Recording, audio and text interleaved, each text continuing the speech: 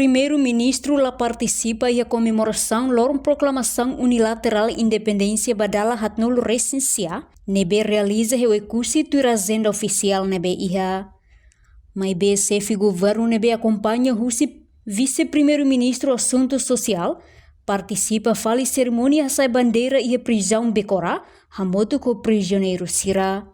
Sanana mosla sai inspector ba cerimônia, no delega fale vice-primeiro-ministro Mariano Sanami Sabino, mak lidera cerimônia comemoração lor proclamação unilateral, nebe realiza prisão becora quinta-feira ne.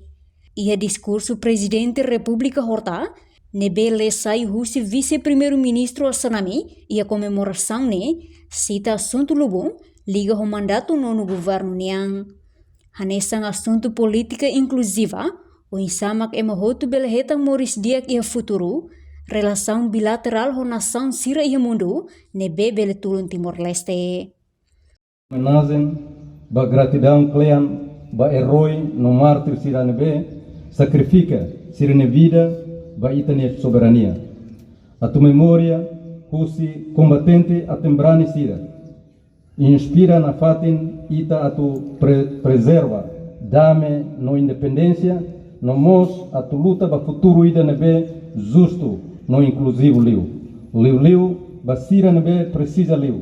Lavarik sira, feto sira, catuas ferik sira, no ema ho deficiência sira.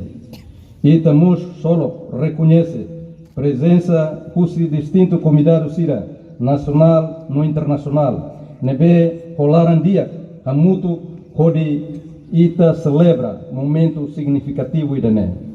Bem-vindo para distinto representante República Indonésia sira. O solo bot maka amisimo distinto representante husi bainaka no delegado husi Indonésia sira. Ita bot sira ne participação e evento ida ne. Nudar sasin lolos ida kona ba ita ne relação bilateral nia maturidade nebe hari e a base reconciliação, diálogo no visão comum, com o futuro e nebe harmonizado no promissor. Conflito nebe macarrão Timor-Leste, o surto.